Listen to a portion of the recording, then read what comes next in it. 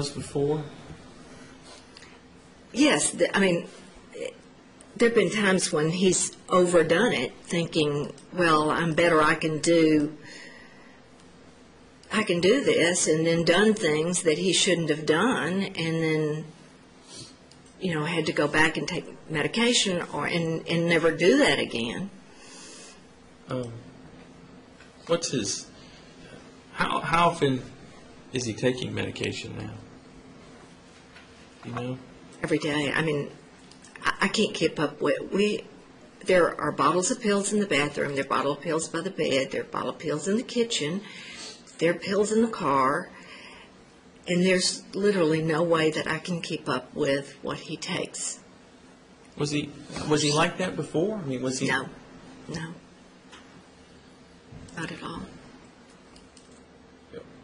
You shared with me an incident recently about the antique, going to the antique show. Can you describe that for the jury? We used to, when I said we danced, we went places, we did so much together that we don't do now.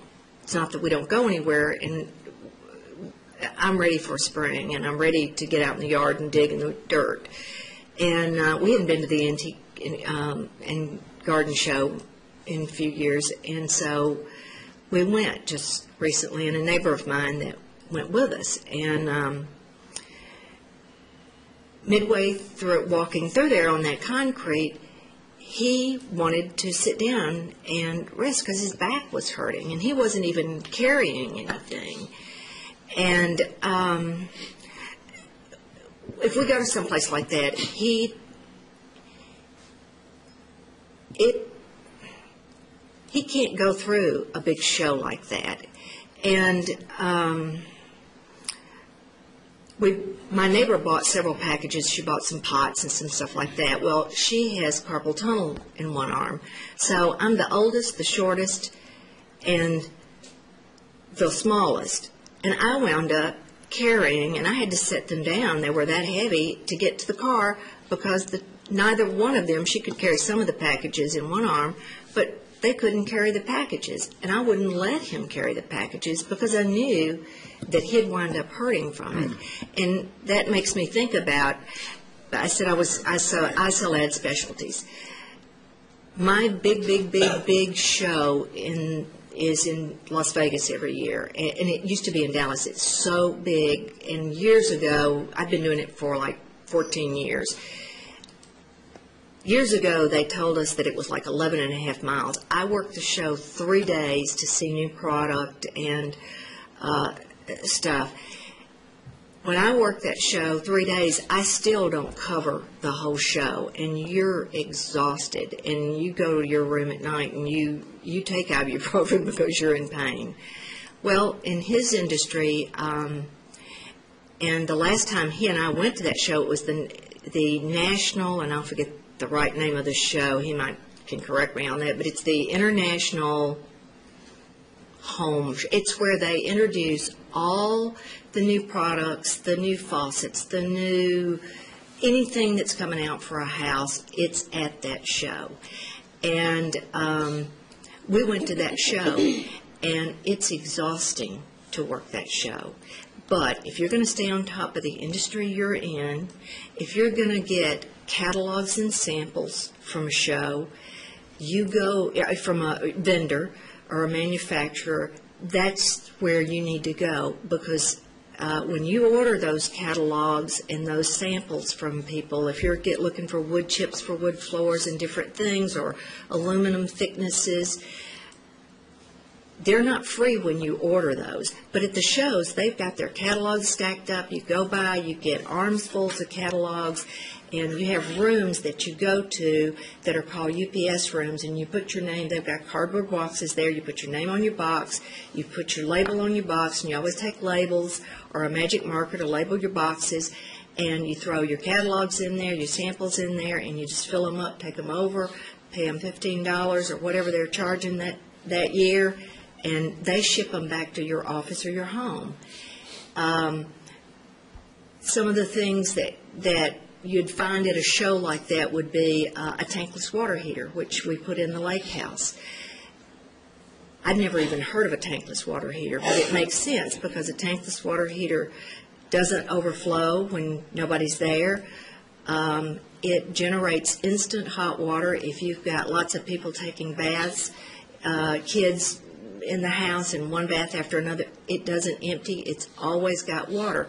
Those are the things that you go to a show to look at to stay on top of your field and know what products are there, what vendors are going to be providing those products, get the catalogs free, get the samples free.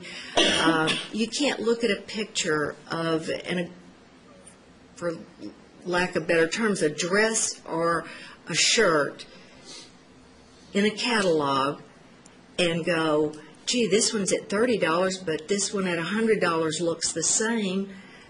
You've got to touch it and feel it, and that's why you go to the show, because you can never go to all these manufacturers all over the world to look at all these products.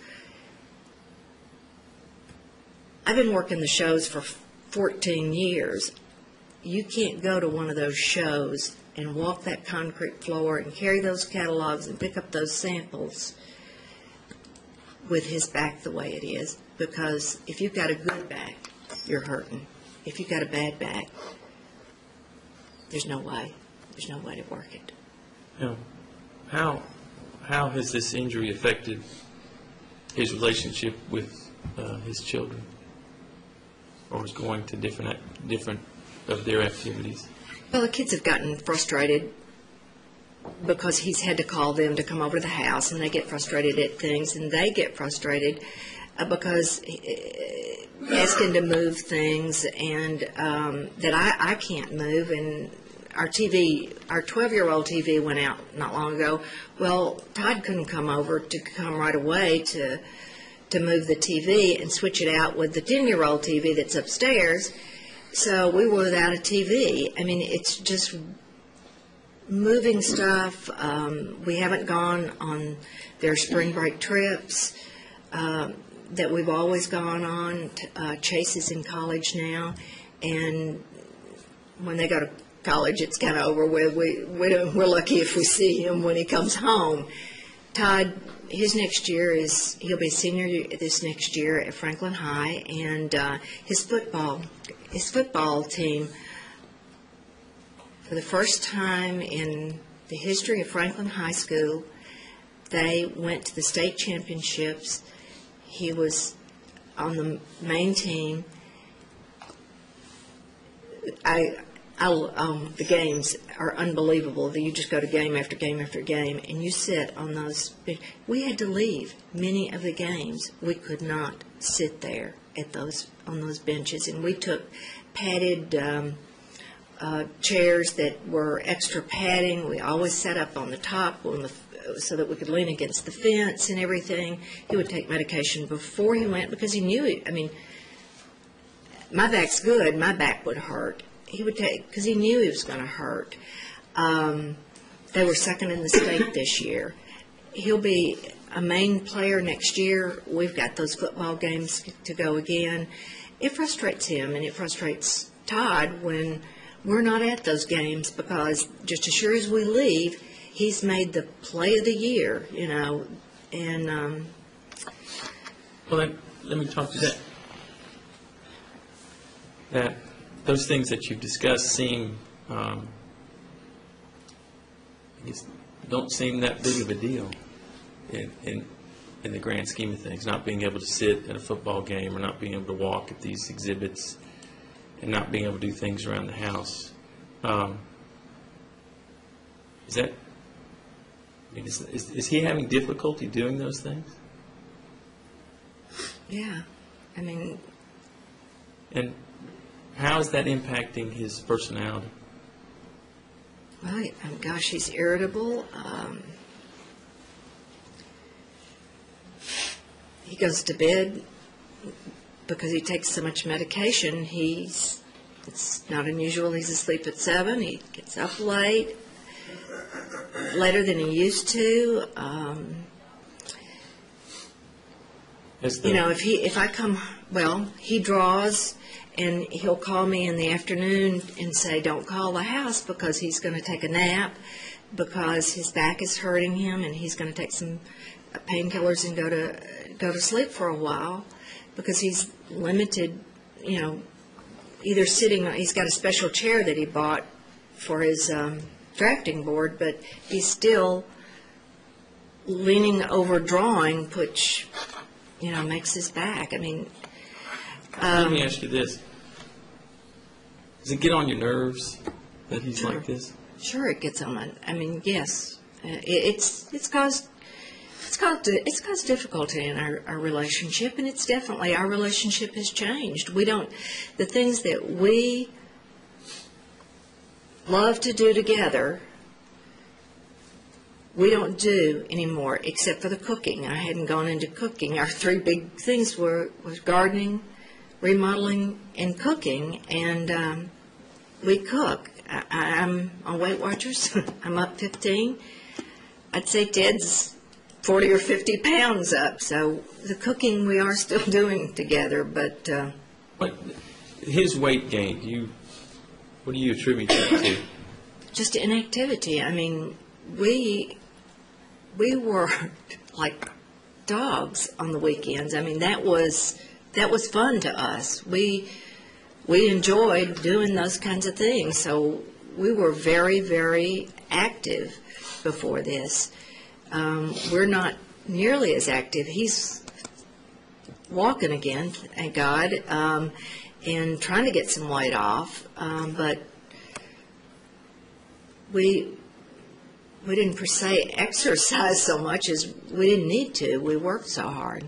But there's a video that we'll get to play later, a surveillance video of Ted, I guess, cutting the grass on May 1st of 2003. Let's talk about that for a minute. Was it unusual for Ted to be doing those types of activities in May of 2003? No. Well, yes and no, because that was about 6 months or so after the accident, and that's probably one of, I mean, I mostly cut the yard. Todd and I were the ones that cut the yard. Ted didn't cut the yard, and I have not seen that video. But Ted, that was the day we had sold the house, the inspectors were coming. We're fanatics. We are absolutely anal about our yard being well kept. And we mowed twice a week. It's something he loved to do.